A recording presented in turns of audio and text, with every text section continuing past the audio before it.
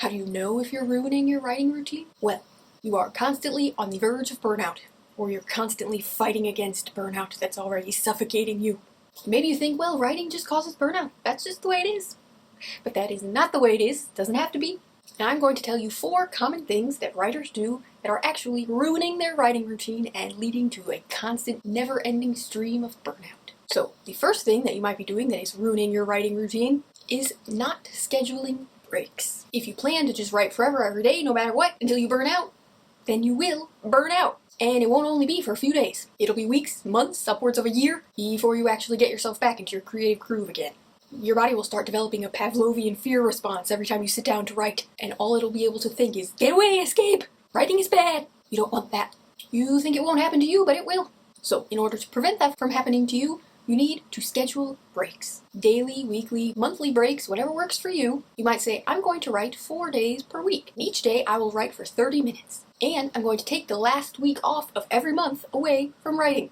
Which brings me to the second thing that a lot of writers do that is ruining their writing routine, and that is setting unrealistic goals. Very few people can actually write creatively every day, and yet for some reason, that is a goal that a lot of writers strive for. You're just setting yourself up on the path to burnout. That is the big leagues, when writing is your full-time job, and your mental health is flawless and nothing is standing in your way.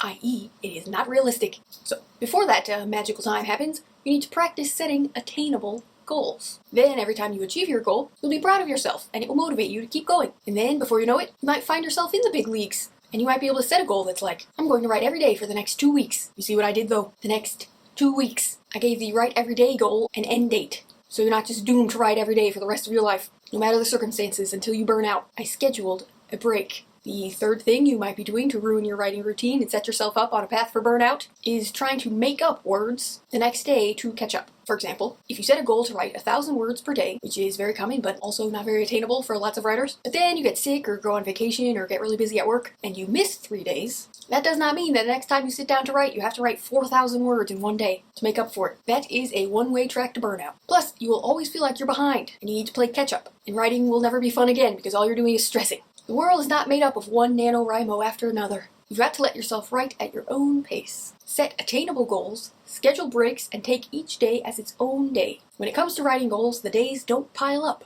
They're not even connected. Each day, you set out to meet your goal, and each day, you either succeed or you don't. And then you start the next day with a clean slate. The days are not cumulative. Number 4. This is a big one. You don't need to force yourself to write linearly. If you get stuck on a scene during any part of the writing process, then skip that scene. Forget about it. Move on. Come back later. When you're feeling rejuvenated from completing scenes that came easier to you, then it will be much, much easier to return to scenes that caused you trouble. You never, ever have to write linearly. Even during a revision, you don't even have to revise linearly. You can write any scene in any order that you want. Whatever feels alive to you that day. Maybe you have a goal to write 1,000 words per day, so you add 100 words to 10 different scenes. That does not matter. That's progress. That is wonderful progress.